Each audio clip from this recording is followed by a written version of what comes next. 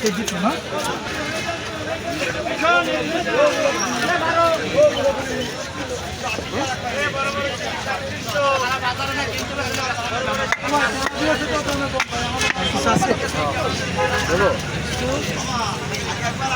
এমনি ধারাই দিচ্ছি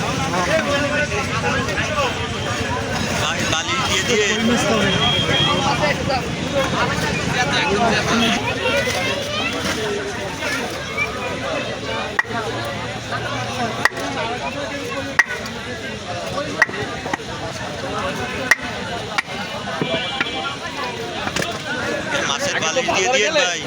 আগে বাজারে গেলে 30টা মারাই লাগবে সেটা তাই না